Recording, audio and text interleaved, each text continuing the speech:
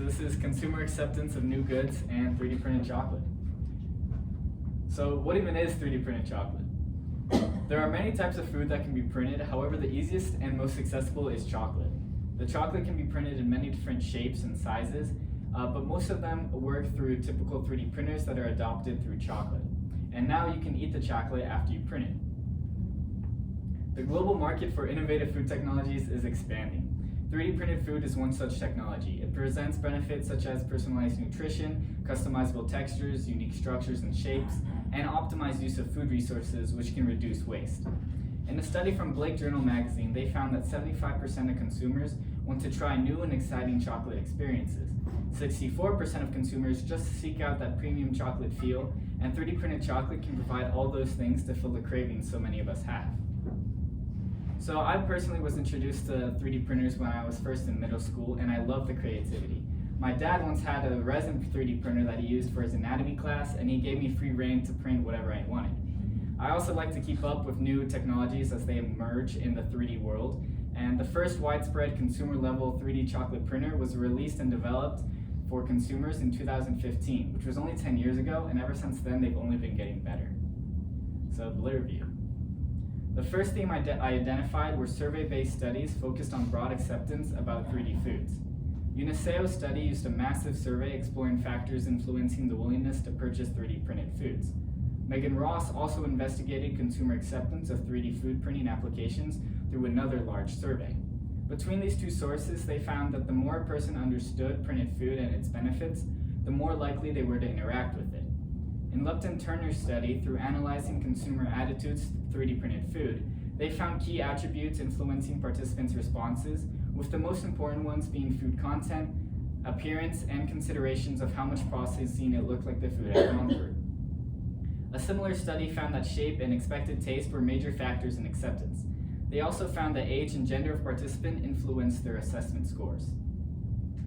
The next sources I found fell under the theme of specifying on a certain type of 3D printed food, which was chocolate. The first source looked at assessments of 3D printed food shape, taste, and fidelity of chocolate. Print fidelity is how well the physical printed chocolate resembles an online design it's based off of.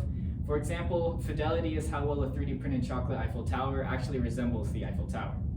So this was the first study I found where actual 3D printed chocolate was given to participants for them to try in person.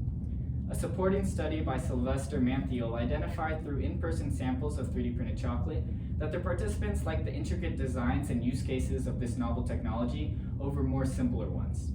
Another group of studies found through similar findings, starting with Calefio and Spence, who found that participants were willing to pay an extra 21 cents for an 100-gram 3D chocolate bar versus a conventional one. Similarly, another study found that the quality rating of 3D chocolate increased when labeled as 3D printed versus conventional. So the age of all the participants in all these studies I found so far averaged to around 37 years old, and every participant was an adult. However, adults are not the only people who eat chocolate. An article published in the British Food Journal said that adolescents also consume chocolate, with 86% of respondents reporting daily chocolate consumption. This means that a potential gap would be the age of participants, as adolescents were not studied, even though so many of them eat chocolate. Most sources I found also just investigated 3D printed food in general, without going into depth about any type, and they all revolved around just a survey. In my case, I would focus on 3D printed chocolate specifically, and could give a physical example of the 3D chocolate. So this led me to my research question. Would teenagers accept 3D printed chocolate products, and how do they rank the value of shape, taste, and fidelity? I hypothesized that teenagers would accept the 3D printed chocolate, as many teens are quite tech savvy, and I suspect that most teenagers would care about the taste over function, as some young people can be quite picky at times. So how would I find these ratings?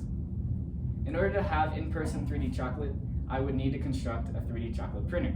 So I constructed my own 3D chocolate printer, and the printer uses a 0.4mm and 0.8mm nozzle diameter, and allows me to upload my own custom CAD designs and print them with custom food materials, mostly being white, milk, and dark chocolate.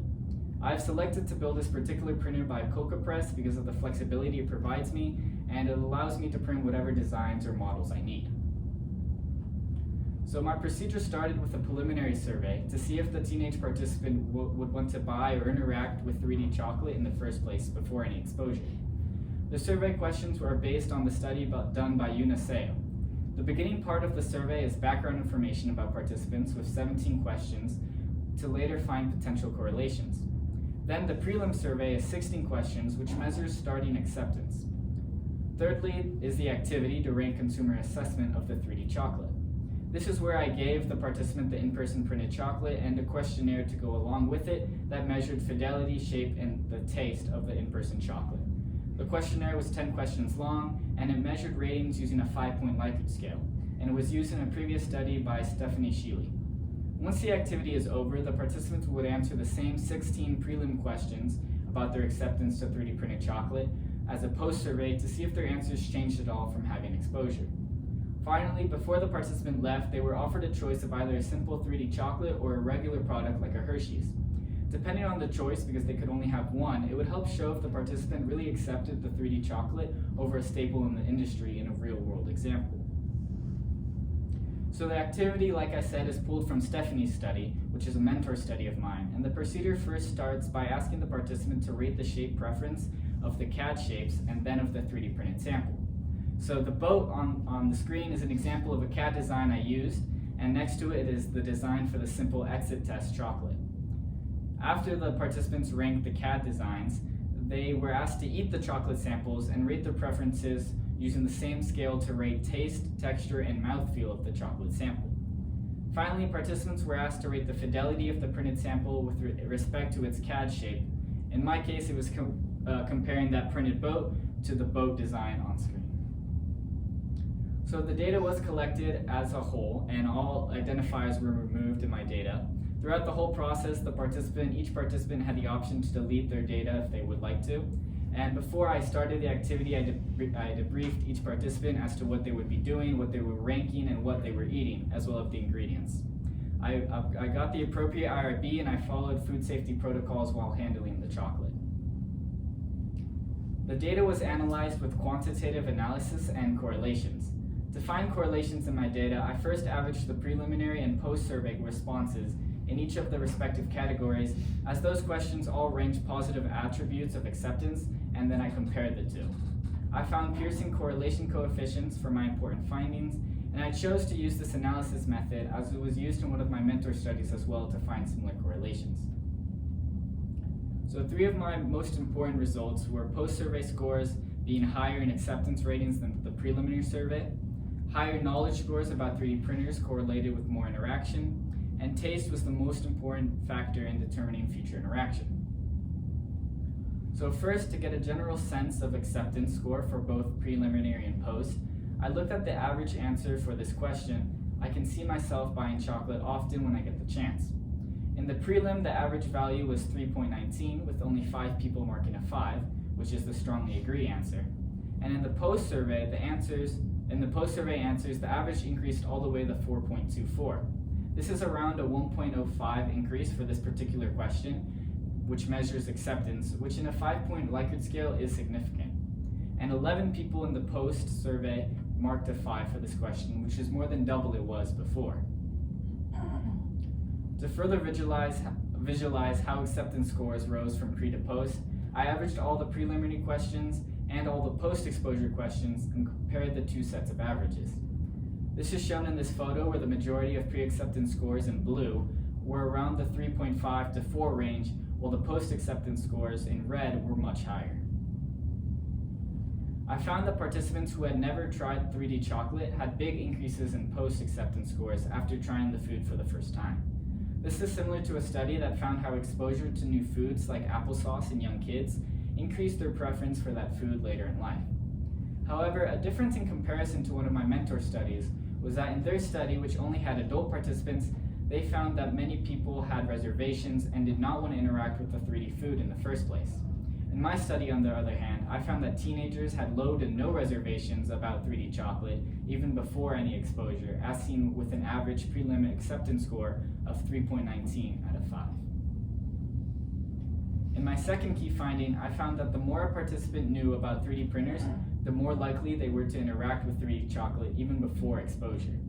A participant's knowledge of 3D printers was self-reported with the statement, "I know a lot about 3D printers," which they could either agree or disagree with.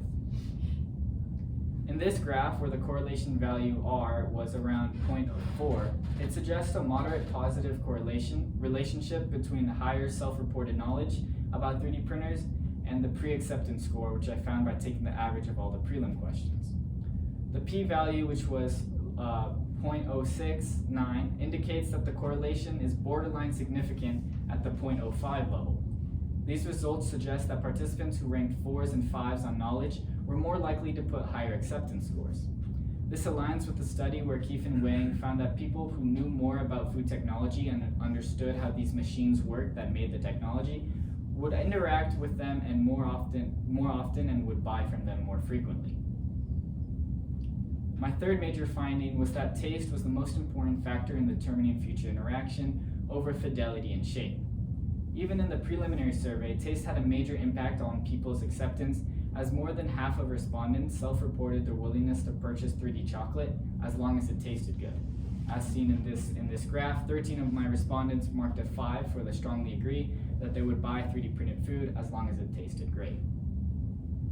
There's a strong positive correlation between taste scores and both pre-acceptance and post-acceptance scores, with R values of 0.62 and 0.67 respectively. Both of these were statistically significant, as the p-values were below 0.01, and the correlation is slightly stronger for post-acceptance versus pre-acceptance, suggesting that actual taste experience reinforces acceptance. Taste is also the most valuable factor compared to fidelity and shape. The taste score had an R value of 0.62, while fidelity only had an R value of 0.43, and the shape factor, which was the least of them all, had an R value of 0.13. Taste clearly dominates decisions for chocolate lovers. Participants who enjoyed the taste of 3D chocolate over its fancy shapes and its complex models typically had more acceptance. This was also seen in another study where the researchers found how chocolate consumers valued the taste of a product over all other factors such as looks or even ethical considerations. So some implications for the future. 3D food technology will continue to grow as more engineers and researchers dive into this field and create more sophisticated machines to even print hamburgers or other more complex chocolate models. 3D chocolate may even become a staple in restaurants as they continue to use 3D chocolates for fancy desserts, such as a French restaurant using chocolate Eiffel Towers as a dessert. And companies would want to leverage this market as teenagers are super eager to try this new chocolate, as many teenagers already eat chocolate. So some limitations I had a pretty small sample size of only 21 participants, which limits my generalizability of my findings. The survey was also very long, including a background, prelim, post, and taste experience questions, which totaled to 61 total questions. Despite half of them being repeats, there were numerous comments by participants that the survey was too long. Thus, there could have been an issue with the survey being too long for teenagers to stay fully focused throughout the entirety of the experiment. The printer I chose was also good for the models I needed, but it was more of a rudimentary printer, and it was unable to produce more complex models such as seen on screen, as it could not create 3D models with many overhangs. So in conclusion, I used 3D printed chocolate samples, and I found that 3D chocolate was widely accepted by teenagers.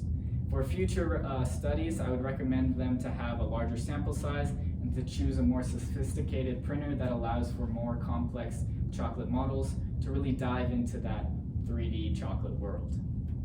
Thank you. We're excited.